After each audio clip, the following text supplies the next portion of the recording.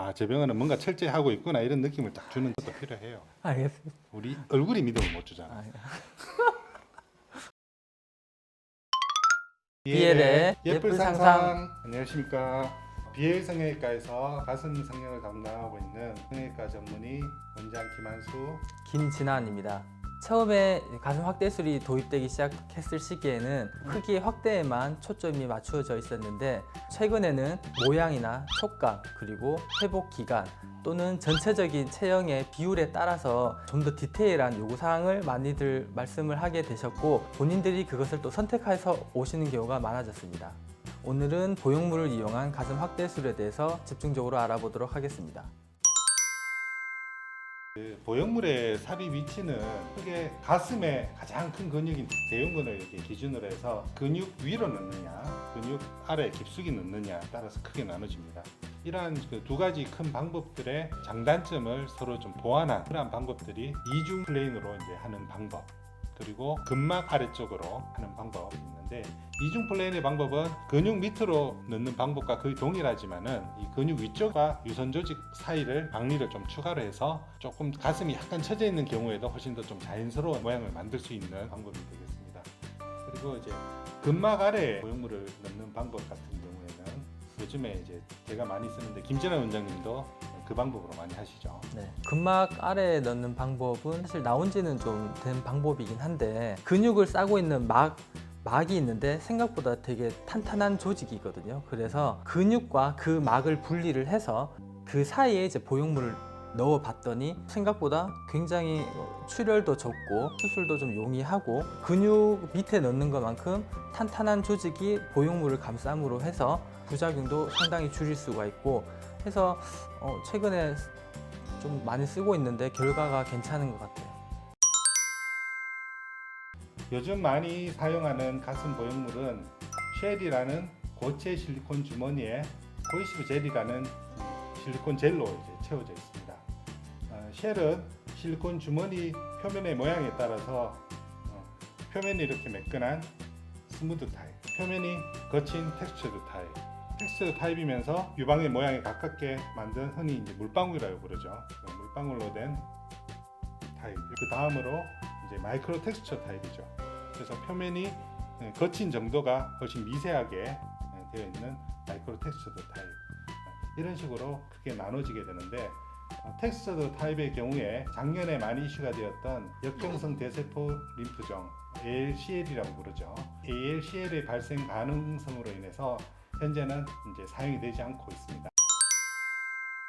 가장 중요한 것은 역시 수술을 잘 해야 되겠죠. 저희 병원에서는 켈러 펀넬이라고 하는 일명 이제 짤짤이라고 부르는 기구가 있어요. 그 기구를 이용을 해서 그 작은 절개면으로도 조직의 트라우마를 최소화시키면서 보형물을 안전하게 넣을 수 있기 때문에 보형물 자체에도 직접적으로 손으로 터치하는 일도 없고 조직의 손상을 최소화할 수 있기 때문에 구형 구축이라든지 감염이라든지 이런 합병증도 줄일 수 있습니다. 그리고 수술 후의 관리도 중요한데요. 4달, 5달 정도 이제 흉터 연고도 충분히 발라주시고 초반 한 2, 3개월 정도는 무리하게 조직이 스트레칭되는 운동은 좀 줄여주시는 게 좋겠고, 저희 병원에서 특장점 중에 하나인데 흉터 전문 클리닉을 방문하셔서 캡스 관리라든지 흉터 레이저 또 흉터 재생주사 등을 같이 병합을 하시면은 흉터를 최소화시키는데 큰 도움이 될 수 있을 것 같습니다. 보통 보형물이 이제 우리 조직 내에서 이제 방을 만들어서 캡슐이 이제 안정적으로 형성되는 시기를 우리가 보통 2달 정도 걸린다 그러죠. 그 기간 동안은 이제 위치를 잘 잡아주는 것이 굉장히 좀 중요하다고 생각합니다. 그래서 좀 초기에 한 달 정도는 보정옷을 좀 착용하는 걸 이제 권해드리고 있고, 윗밴드는 주무실 때 하시는 게 조금 더 마음이 좀 더 모이는 것 같습니다. 수술은 당연히 전신 마취를 하시기 때문에 수술 중에는 통증을 느끼실 수가 없죠. 수술을 마치고 나오시면 약간의 통증이 있게 되는데 그것도 수술 방법에 따라서 약간 차이가 있어요. 그러니까 근육 밑으로 하는 수술 같은 경우에는 아까 말씀드린 것처럼 근육 밑을 억지로 박리를 해서 보형물이 들어가기 때문에, 그리고 우리가 팔을 쓸 때마다 가슴 근육이 같이 움직이거든요. 그래서 마찰 때문에 통증이 한 며칠 있게 되지만 그 통증도 한 2, 3일 정도면 충분히 일상생활을 하실 수 있을 정도로 회복이 되시고, 그 외의 경우에는 대부분 하루 정도만 지나면 일상생활 하시는 데는 큰 무리가 없을 정도로 통증은 그렇게 요즘은 큰 문제가 되지는 않는 것 같아요.